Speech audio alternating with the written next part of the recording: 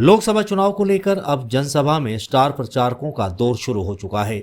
इसी कड़ी में भिवानी महेंद्रगढ़ लोकसभा क्षेत्र से कांग्रेस प्रत्याशी राव दान सिंह के समर्थन में नांगल चौधरी की अनाज मंडी में एक जनसभा का आयोजन किया गया। इस जनसभा में सचिन पायलट मुख्य अतिथि के तौर पर पहुंचे। सचिन पायलट गुर्जर समाज से होने के नाते उन्हें इस क्षेत्र में इसलिए बुलाया गया क्योंकि नांगल चौधरी का इलाका गुर्जर बाहुल्य क्षेत्र है। जनसभा को संबोधित करते हुए राजस्थान के पूर्व उप मुख्यमंत्री सचिन पायलट ने कहा कि पिछले 10 सालों से भाजपा को झूठे वायदों के सहारे लूट रही है, गरीबों का हक छीना जा रहा है, बेरोजगारी बढ़ रही है। उन्होंने कहा कि कांग्रेस के सत्ता में आने पर बीपीएल परिवारों को 100 गज के प्लाट व साथ में मकान भी बनाकर दिए जाएंगे। यही नहीं बल्कि ऐसी गरीब महिलाओं को 1 लाख रुपया सालाना सहायता दी जाएगी। सचिन पायलट ने भाजपा पर आरोप लगाते हुए कहा कि भाजपा ने 400 का नारा इसलिए दिया है ताकि 400 पार आने पर वो संविधान बदल सके।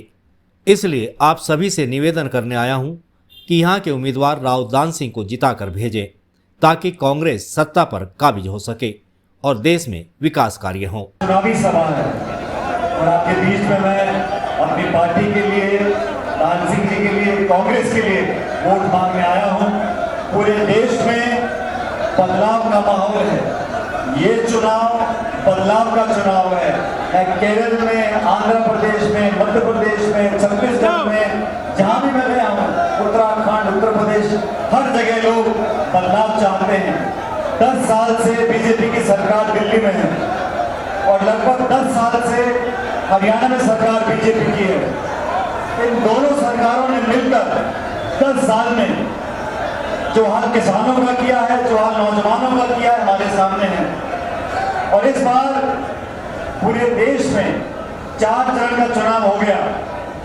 सब लोग समझ गए पहले 4-5 चरणों में कांग्रेस पार्टी और इंडिया गठबंधन के हमारे सभी उम्मीदवार बहुत आगे निकल गए हैं और बीजेपी पिछड़ रही है। इस बात को सब समझ गए।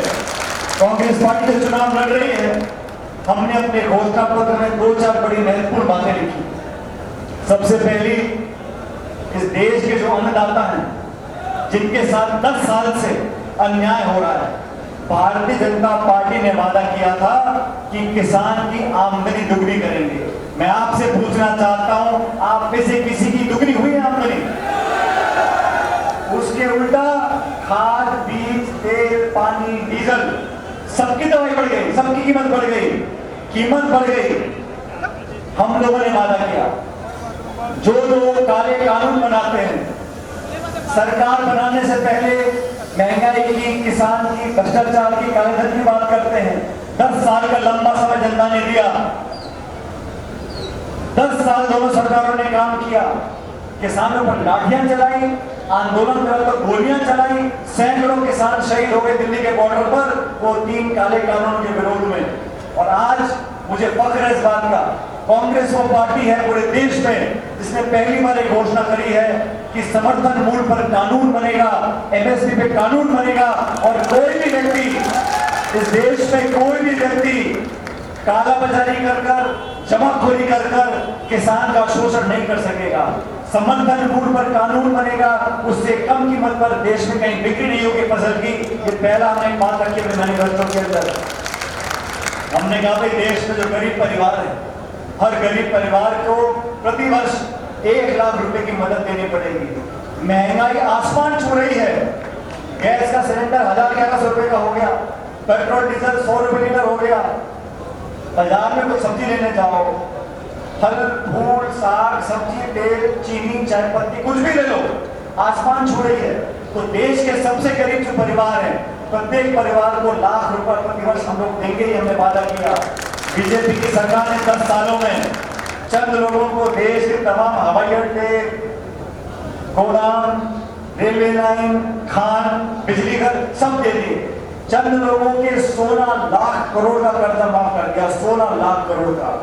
ये चंद लोगों को बनाना चाहते हैं करोड़पति, हम करोड़ों लोगों को बनाना चाहते हैं लखपति। कांग्रेस पार्टी। भिवानी महेंद्रगढ़ लोकसभा क्षेत्र से कांग्रेस प्रत्याशी राव दान सिंह ने लोगों से वोट की अपील की और कहा कि आने वाली 22 मई को दादरी में राहुल गांधी की एक विशाल रैली आयोजित की जा रही है, इसलिए आप सभी इस रैली में अपनी भागीदारी दिखाएं ताकि कांग्रेस के हाथ और मजबूत हो सके।